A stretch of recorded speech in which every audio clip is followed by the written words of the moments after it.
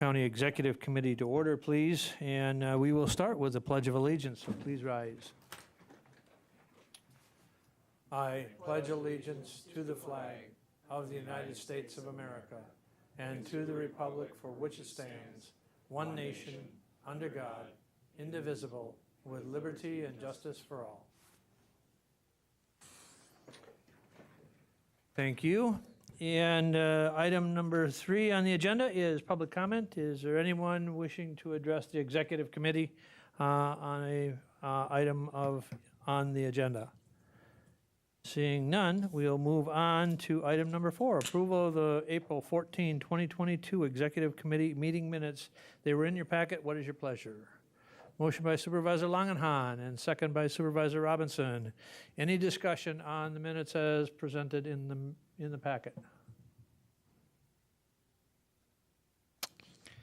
Seeing none, we'll proceed to vote. All those in favor of the motion to approve the April 14, 2022 Executive Committee meeting minutes signify by saying aye. Aye. Aye. Opposed, say no. Motion carries. Thank you. And we'll move on to policy issue 8 for discussion and possible action. Item number 5A. We have a supervisory district number 24, that the individual has turned in his resignation and resigned. And so that supervisory district is open. And so I bring it to this committee for direction. There's 2 options, well, multiple options, and that is how do you want to proceed to fill that district? That district we can go out for, as our board rules call for, and that is solicitation for letters of interest and have an interview process, or we can call for a special election. Now, I have asked the clerk to get a little bit of information on the ability to call for a special election or add the ability to have that election on one of the other elections that are currently scheduled. There's a primary election, obviously, in August. That is scheduled, and then there's the main November election this year. Now, the primary is a partisan, both the August and December is a partisan election. You can vote straight party. In the primary, you have to vote straight party. And in the November election, you can cross over, but again, this is a nonpartisan office. So I've asked the clerk to provide what information she has as far as the ease or availability of putting that election on the ballot for discussion. Thank you. So I had a conversation with the Elections Commission just very preliminarily, and their response to me was there is no law prohibiting us from adding this onto the November ballot, and they specified the November ballot. I have a call in to see if it's possible to do on the August ballot. My feeling is that since there are so many races already on the August ballot, it would be very difficult, if not impossible, to do in August. I have also asked if we can do the election for County Board Supervisor on a separate ballot. I have not gotten an answer back on that yet, but as of right now, we have already placed an order for extra long ballot paper for August, since there are 20-some candidates for Lieutenant Governor. There are at least 3 candidates for State Senate, and then multiple candidates for Governor, Attorney General. It's just going to be a very full ballot. So my opinion, adding it to the August ballot would create some confusion for the voters if we can even do that. November would take some creative work to do it, but the Election Commission says we are able to do it under the law. So it would take some creative programming of the ballot just for that district to do it. And so there was another thought that was presented in an option, and that option is this, is that we go out and solicit letters of intent or letters of interest, and find out and do it and post it for the prescribed, I think it was, we've always posted it for 2 weeks or possibly 3 weeks, and see if there's anybody that has interest. If there's more than two or more individuals that expressed interest in serving for the remainder of that seat, then we would put that to the ballot. If there's only one individual that expresses interest in serving in District 24 for the remainder of the term, then we do an interview and a recommendation to the board with that potential individual coming forward. So that's an option. I throw it out for the executive committee for a discussion and or a recommendation. Supervisor Mask. I got Supervisor Longenhan and then Supervisor Mask. Thank you, Mr. Chair. My current feelings on this matter is to have this be taken up on the November ballot. In the past, when we've appointed positions to the board, it was primarily because if there was at least my understanding was that if there's less than a year left, there might not be any opportunities for there to actually be an election to set one up. In this case, the term just started. The people really do deserve to have a say in who governs them.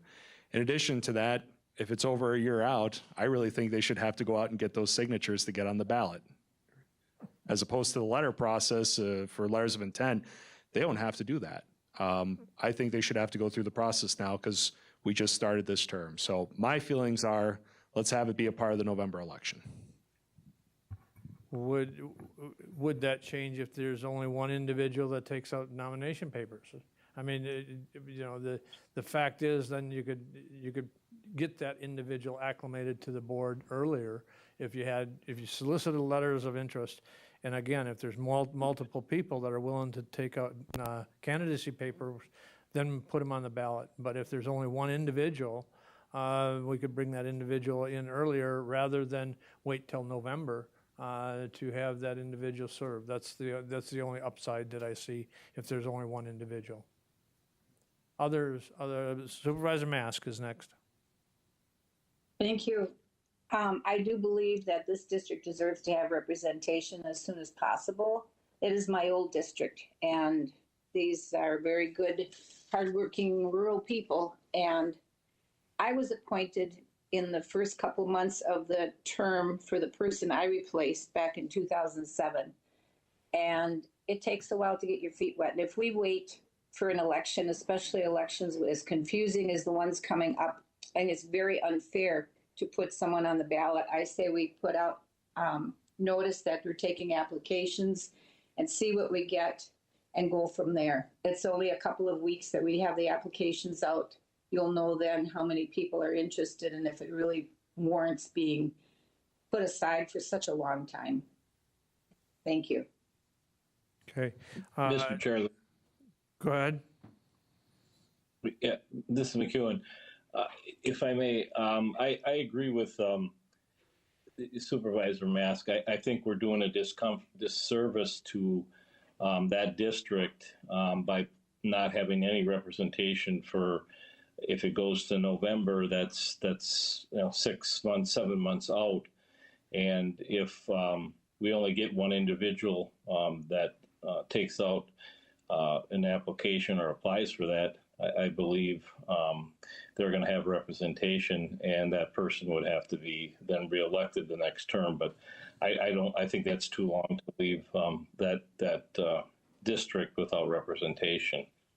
Thank you. Supervisor Robinson. I have a question for Kim. So if we go with an election, what would be the nomination period? Because currently the fall candidates are circulating papers right now. Right, and the deadline for that is June 1st. So I would have to see if the Election Commission will allow us to have a separate nomination paper circulating period, separate from the rest of the election. And I don't know if that's an option or not.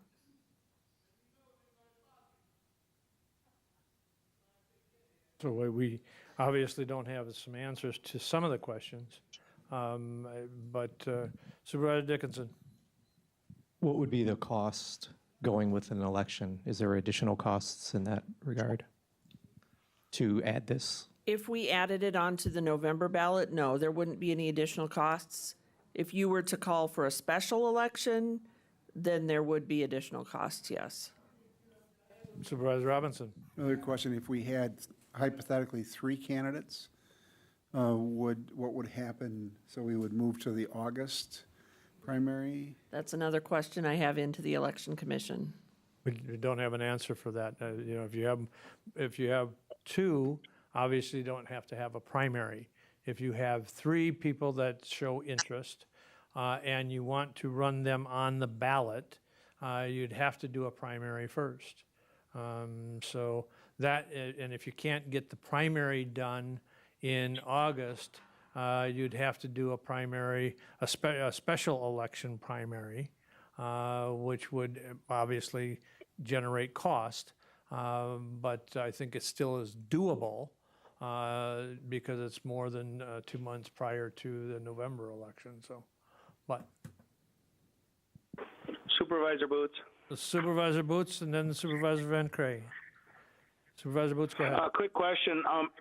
For that position, for that district, were there 2 people that actually were in that district that ran, or was it just the one that ran and then he decided to turn it down?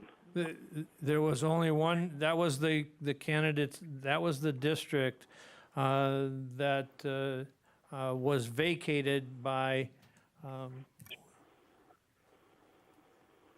Supervisor Mask. However, because of redistricting, Supervisor Mask moved into a different district, and Supervisor Jacobson would have been in that district, but Supervisor Jacobson did not turn in non-candidacy paperwork, and that meant that that district was left open for a little extended period of time. And then there was one candidate that filed nomination papers at the last minute, took the oath of office on the night of the oath was administered, and then resigned shortly thereafter. So there was only one. So in my mind, okay, in my mind, I guess I would have agreed with Jake if there was more than one candidate running for that position. But since there was not, I tend to agree with Supervisor Mask and McEwen because of the only having the one that was running before. So I think we should do that process like we've done in the past to get somebody filling that position. Supervisor Van Cray. Thank you.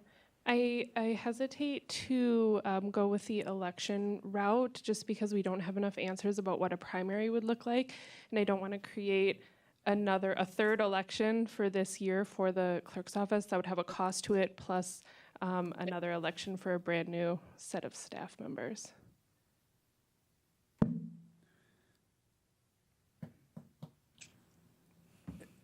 Supervisor Seavelt. Thank you.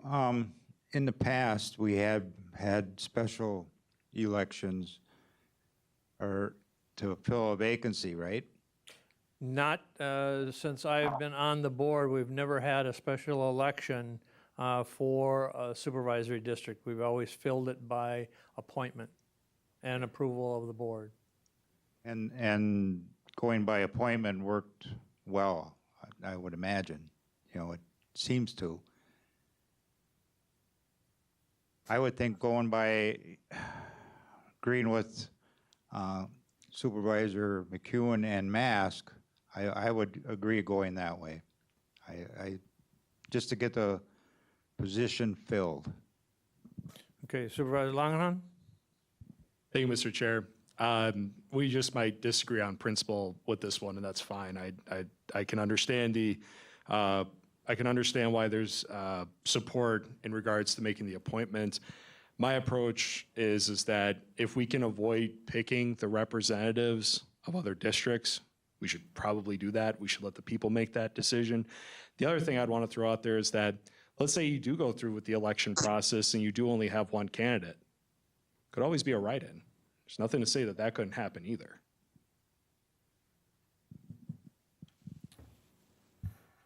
Supervisor Robinson. So I'm torn on this. I agree with Supervisor Vonenhan relative to the fundamental approach to representative democracy is to let people decide who their representative is.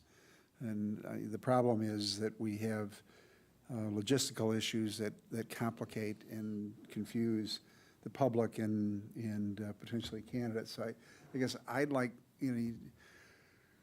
what's our deadline on making a decision? And can we take a hybrid approach? Could we take an approach that said we would open it up for elections with a nomination papers due on a date certain, and if there's only one candidate, that we would choose that person by virtue of their getting the signatures? And I know that there's a possibility for write-ins, but there would be ample opportunity for anybody interested to circulate those papers. Would that be, can we take a hybrid approach, saying that we would open it up for election, and if only one candidate, we would choose that person to represent that district, because they've gone out and gotten the signatures? Might I suggest even a bigger hybrid approach, and that is we solicit letters of intent or letters of interest. If there's multiple candidates, require that they go out and get and circulate nomination, and we will find the answers to the nominations. If there's only two, we don't have to have a primary. We can end the solicitation for taking the candidacy and have that candidacy, have those fill out nomination papers and turn them in, and then they would be on the November election. I know that leaves it open until November. However, it also gives the electorate the ability to fill that seat with whoever they choose. If there's only one candidate that submits a letter of interest, then we would potentially appoint that individual. But we would still go through the interview process and do the interview, and understand during the interview process, every board member on this board is allowed to attend those interviews. And so the interviews are held by the chair, by our rules, by the chair and the vice chair, but anybody is entitled to attend those. It's an open meeting, so they can attend the interview. Supervisor McCray. Are we allowed to limit the number of people that turn in nomination papers? What if we have the two, so we say turn in nomination papers, and then a third person pops up and says they want to participate? Then we would have to run a primary. So we'd have to figure out what the primary process would be if we have three people that turn in nomination papers. Supervisor Dickinson. I think one concern I have with the election in November is that we'll be voting on the budget at that time, and so this person won't have, that district won't have representation in the budget. I do like the idea of doing that so that people can decide. It's just a unique situation, it seems, very unique, that it happened so soon that someone would step down. But we do have rules in place to handle that. I do like the idea of the nomination, going out and getting signatures to show that there is some work being done in the community with that person seeking the position. So we've got multiple options, and I don't know that I've gotten a clear direction as to what this board wants us to do, or I to do, and the vice chair to do. As far as, so I would entertain any kind of motion that this board sees fit. Supervisor Math? Supervisor Mask, go ahead. I'd like to make a motion to publish the position that is open in District 24 and see what kind of response we get to it before we make any radical decisions, because that district, as Supervisor Dickinson said, they do need representation, and to wait for the fall is really unfair to an awful lot of people. So now the question. Oh. Go ahead. Yeah, thank you. I guess my question is, we have a policy that dictates how to fulfill a vacant seat in the county board.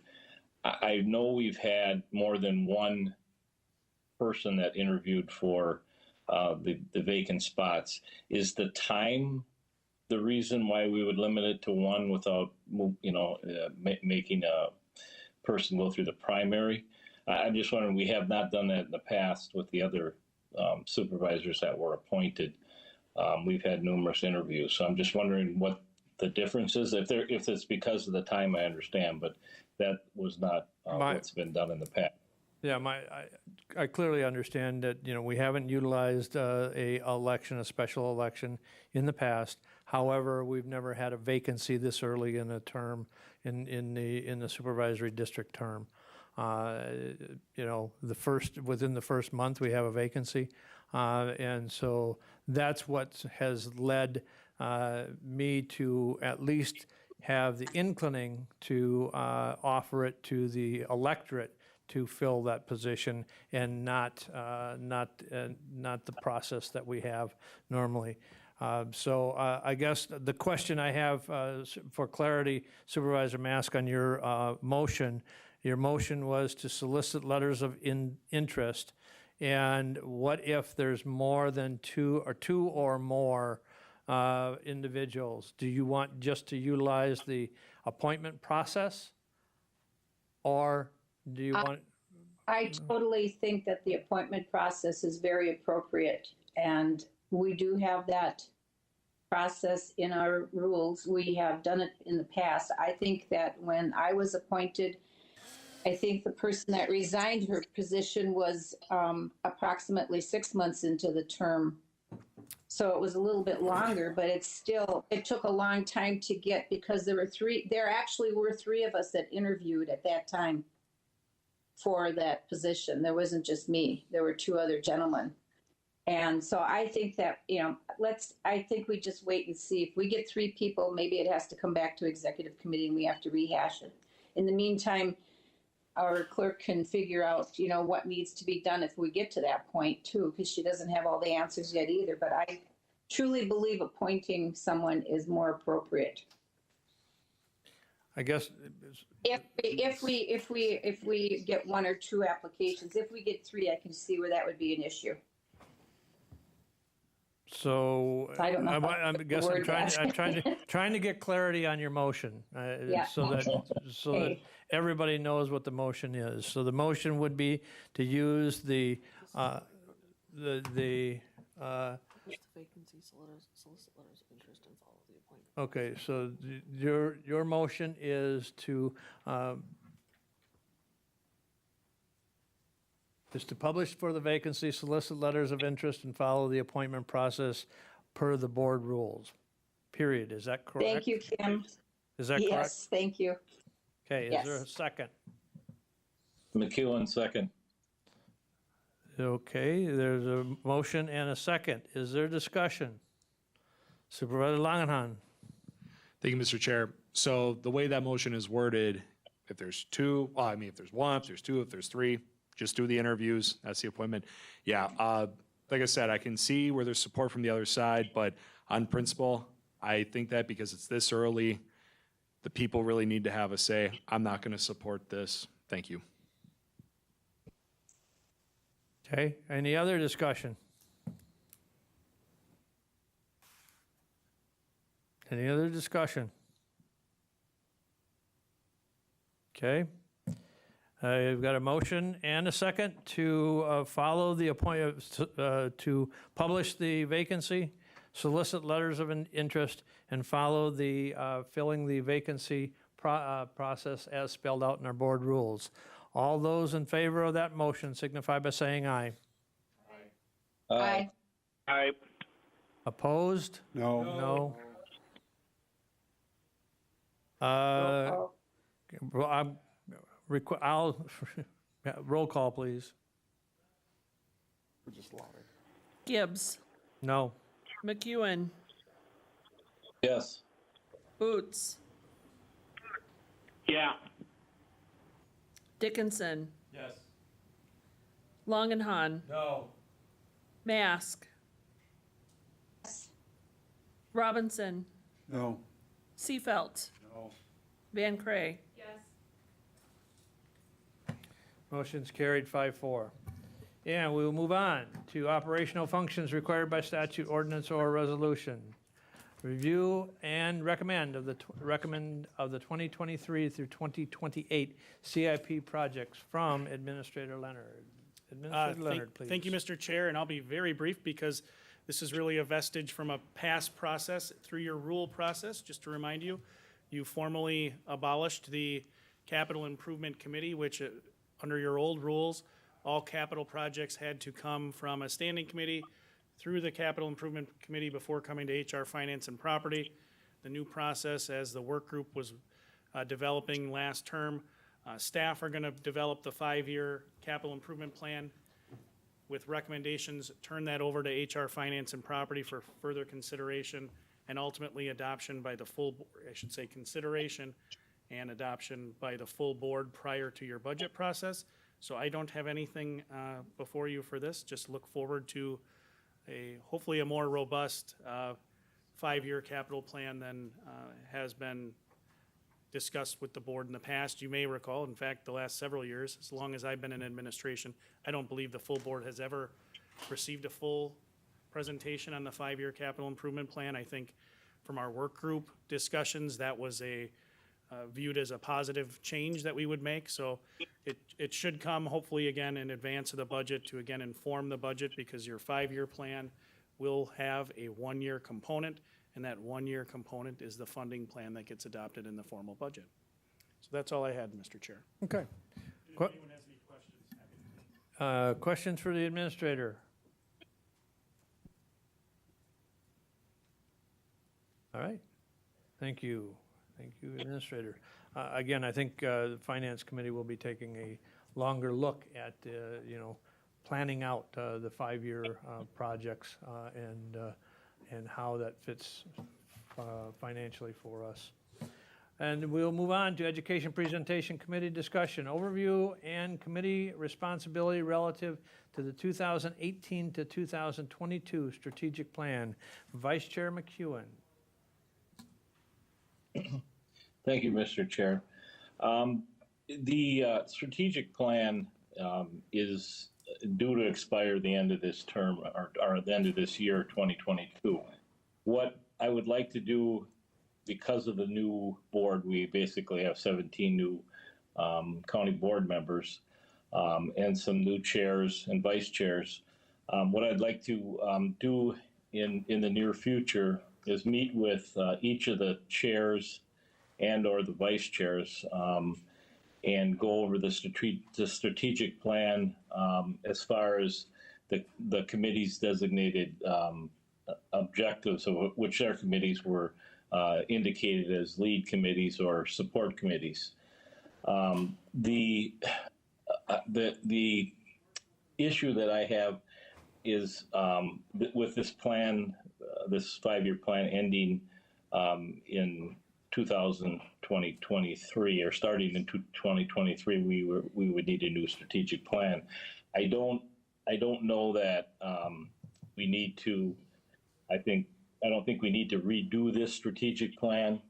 However, what I would like to do from now until the end of this year is work with all the standing committees and try to update the objectives, some of the strategies from this existing strategic plan, and move those forward in a modified, possibly a 2-year extension to this strategic plan, and move forward with it in 2023. Now, the returning supervisors, which chairs, which are Supervisor Robinson, Supervisor Langahan, and Supervisor Boots. I know you're familiar with a template that was actually developed by ERC committee, and they've been using it and keeping up to date with the things that, with the policies that they have used to implement the strategic plan. And I would like to, work with the vice chairs and the chairs of these committees, and that would help with updating the current plan. I know Administrator Leonard did an update in 2020.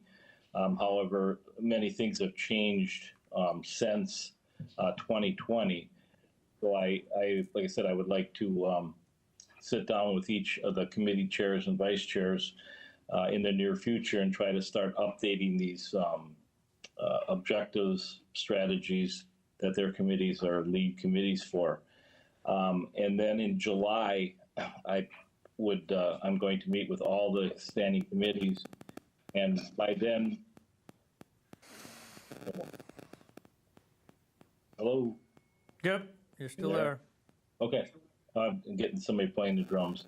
Anyways, in July, hopefully we'd have most of the objectives and strategies that were already accomplished by the standing committees, and then decide what these committees plan on doing for implementing the strategic plan to the end of the year. So I don't know if Administrator Leonard has that template for the new committee chairs that may not have that, but it's an idea that would help with us updating the strategic plan through the end of the year. So are there any suggestions from the rest of the executive committee, or? I've got the administrator wants to weigh in on some things first. Nothing really to weigh in on, but thank you, Mr. Chair. I will send out that template. Again, I think all the committees have seen it. It's essentially an Excel document with the objectives where each committee has been identified as a lead or even a support committee. And then the committees were utilizing that document to, or I think the vision, to your point, Mr. Vice Chair, was to have the committees use that as a mechanism to capture the discussion that they've had. The reference to the 2020 strategic plan update, I know many of you have, I think all of you have seen kind of a running presentation that we've done at each of the standing committees, talking through the comprehensive plan, how that served as the foundation for the strategic plan, and then the 2020 annual update. So I won't go through that again today, but to suffice it to say, to Vice Chair McEwen's point, one of the items on the administrator's work plan that I will be looking for direction from the executive committee and ultimately the county board, if this committee deems it appropriate, is whether or not we're going to proceed with a refresh and generation of a new 5-year strategic plan. I should say a generation of a new 5-year strategic plan and a refresh of the comprehensive plan, because under your comprehensive plan, it is envisioned that you have relatively frequent reviews of that document and make modifications as necessary. To the Vice Chair's point, I certainly can appreciate that since 2020, a lot of our efforts have been diverted to other work under the strategic plan, and that there may be value from the perspective of the executive committee to have us dedicate some additional time to try to move some of those things forward. But really just looking for guidance from the board on what you're looking for from staff. If you want us to start putting together a project plan to aid in the generation of a new 5-year strategic plan and a refresh of the comp plan, please let me know, because there's a significant amount of staff work through, primarily through conservation planning and zoning, and also our health department to move that along. But if there's more of an inclination to move in a kind of a 2-year extension, the staff resources would be significantly less. Thoughts? Like I said, I think what I would like to see is a presentation potentially to the full board of, an overview. I know we've had meetings in each of the standing committees, but a overview of the current strategic plan and what goals and what progress have we made on each of those goals to the full board from each of the standing committees. So the standing committees will give a presentation on what, progress has been made, what is left undone on those goals that could be rolled over or extended, if you will. And then we can identify whether or not, if sufficient goals have been met on the strategic plan, then we could develop or start to develop the process by which we open up a new strategic planning process for a next 5-year period. However, if there's not enough progress on the goals and the mission that is identified in this strat plan, then let's rededicate ourselves to what we are supposed to be doing, and that is the goals of the strategic plan and how each of the standing committees can utilize and support those goals. Because again, we're policy. We should be focusing on policy. This committee, the executive committee, is the lead committee to drive home that we're not to get into operations, that we are supposed to be looking at policy. And if there's additional things that need to be added to the strat plan, so fine, let's update it. But I think my point is, I don't know that we need to go through a complete review, but I think maybe a review, yes, but I don't know that we need a total new strat plan, because I don't know that we made enough progress on some of the goals that are in that strat plan. But I think there's potentially some other maybe other strategies that might be implemented to achieve some of those goals. A prime one that I would think would be, if you watched the news last night, you were I was quite taken back by the shortage and how critical that shortage of childcare is in this county. They brought out the point that for each child in the Hatley area under 5 years of age, and there was 900 and some, there was one spot available for childcare. Out of 900 and some, it was 900 and I forget the exact number, but it was 900 plus children under 5, and there was one childcare spot available. That leads to additional issues. So maybe that needs to be one of the strategies that we need to add to our strat plan, is how do we impact or positively impact the availability of childcare in this county.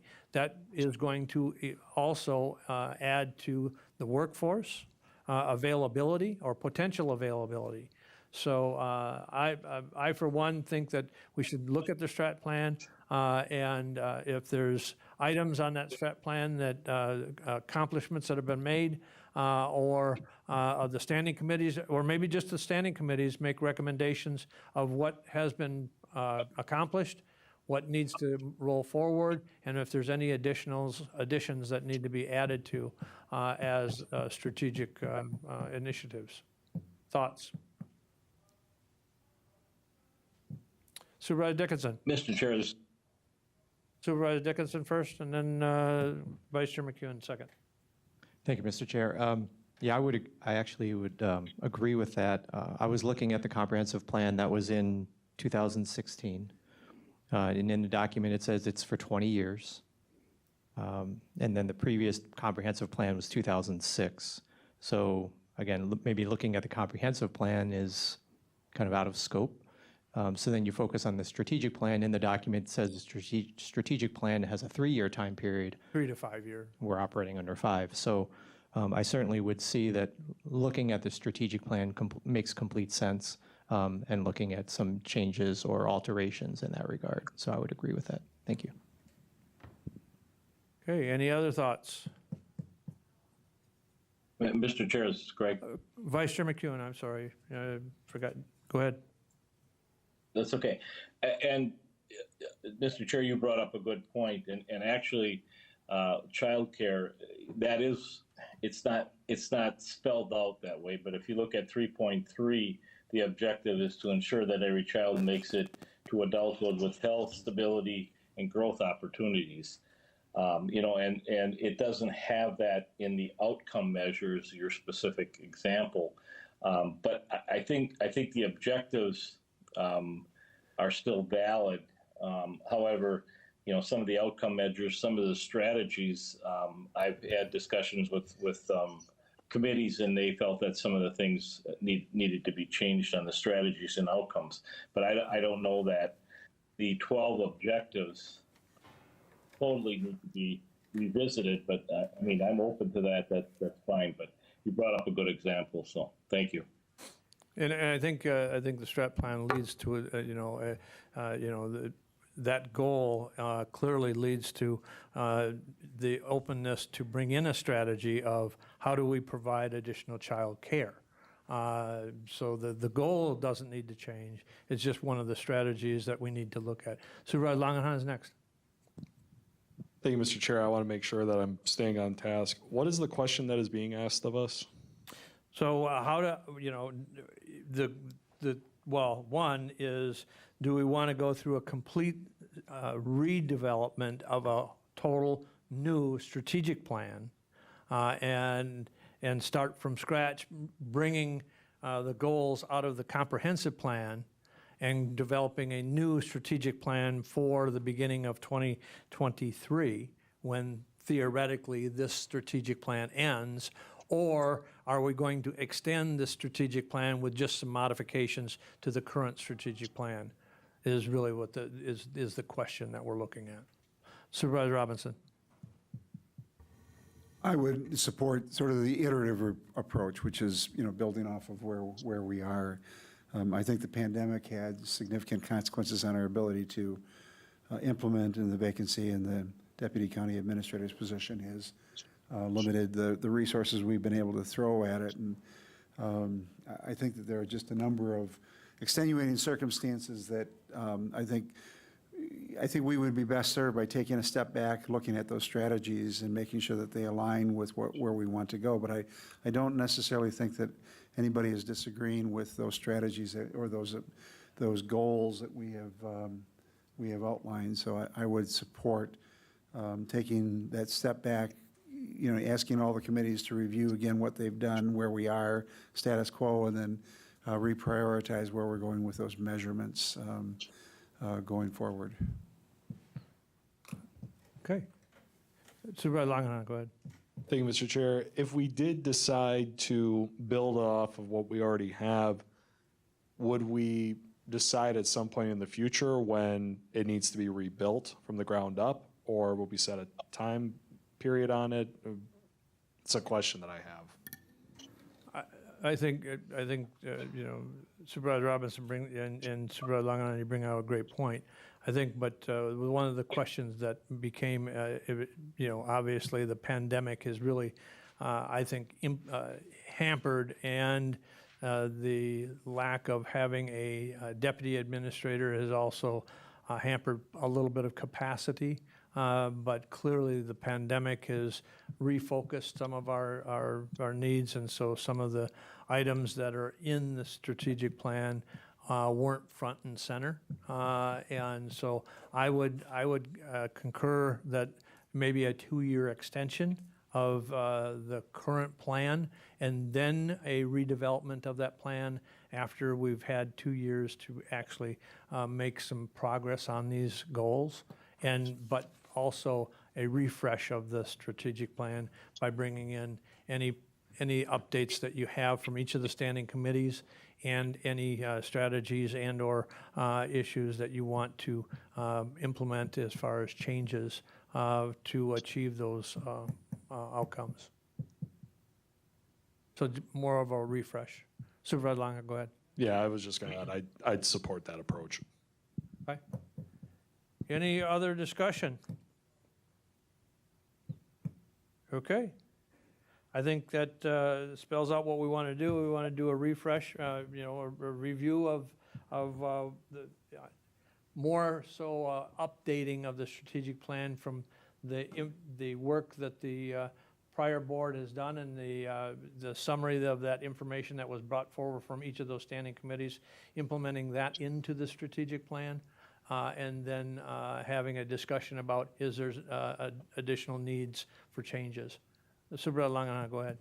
Thank you, Mr. Chair. This is on the agenda for education, so this is going to have to come back for some sort of more formal support from us, correct?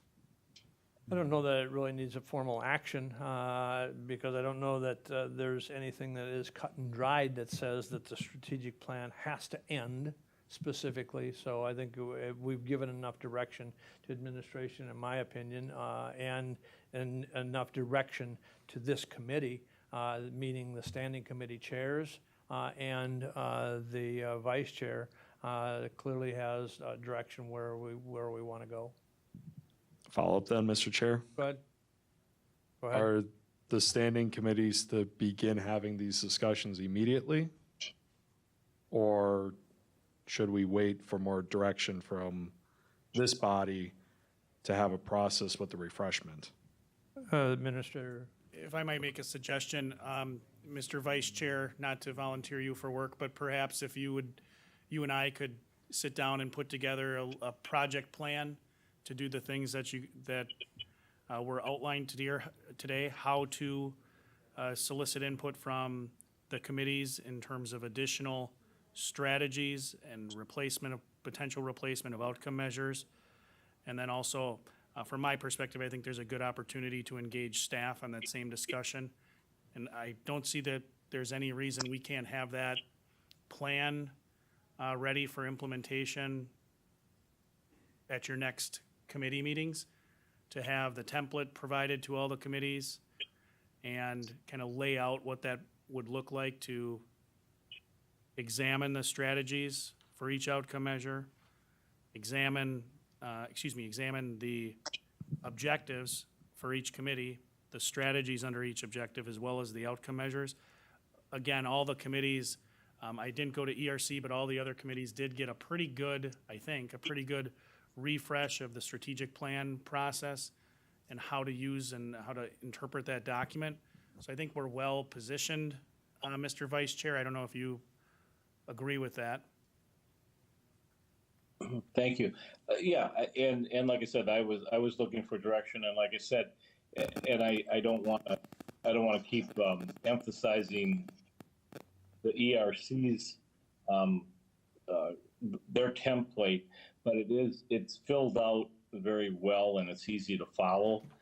It has items, the actionable items, contributors, the status, and the action taken.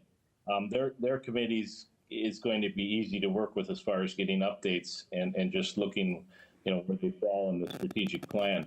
But if I don't know if Supervisor Langenhans has a copy of his updated template, but I've seen one probably 3 months ago, and it's very well updated. I do have one for infrastructure now, and I'm in the process of trying to fill that out. But like I said, it would be easy if the committees could do that and actually document it on that template. So, but yeah, I think that's a good idea. We don't, that we get together and we can kind of put a process. But I guess, like I said, I can come to their next meetings that they had. And like I said, it's up to the committee chairs how they want to move forward with it. But I would like to start getting some documentation on what's been accomplished. Okay, I think we've gotten some direction. The other thing, I guess, the overview of responsibility relative to the 2018 and 2022 strategic plan is, again, we're a policy board. The question, when we get issues should be discussed, and I think Supervisor Langenhans, you kind of pointed it out in our organizational meeting that we need to have the discussions at the committee, and we need to respect the committee of jurisdiction. And I think I would like to impress upon not only each of your committees, but the full board, that if they have an area of concern that is being discussed by a committee, that they actually attend that committee. It's not because then they can see what the discussion has been by the committee. They can review if they have input. I know the committee chairs, each of the committee chairs will welcome their discussion. As a prime example, yesterday we had a supervisor question a item on the CIP list that's going to be funded with Ballard money, and wondered why that CIP, even though it was maybe misidentified a little bit, maybe it wasn't clear, but the thought by the supervisor was that it should have been an NCHC project. Well, effectively, the project that was being discussed that's on the CIP is renovation for other areas that are going to be occupied by Marathon County departments, the health department, and also social services. So it wasn't, even though it's a renovation of what currently is known as part of the NCHC campus, is being renovated for the utilization of other county departments. And so it clearly doesn't belong as an NCHC project. But having that discussion alleviates that the necessity to have a long discussion at the county board. And so, like I said, I'm not trying to discourage discussion at the county board, because that's what it's for. However, if there's going to be issues that you're going to raise, I would encourage everyone on each of your committees to get involved in the discussions and make sure that those discussions happen appropriately at the standing committees when those items are brought. And then if they're brought to this committee, that this committee, get, united in the support of those coming from those committees. So that if there's discussion that needs to take place, let's discuss them here. Let's have that discussion. So, other than that, I don't have anything. Next meeting is scheduled for June 9th, 3 o'clock here. Committee members are asked to bring future discussion items to the chair's attention. With that, we are down to item number 9. What is your pleasure? Motion by Supervisor Langenhan and second by Supervisor Robinson to adjourn. All those in favor of adjournment signify by saying aye. Aye. Aye. Opposed? Motion carries. We are adjourned. Thank you, everyone. Thank you, ladies and gentlemen.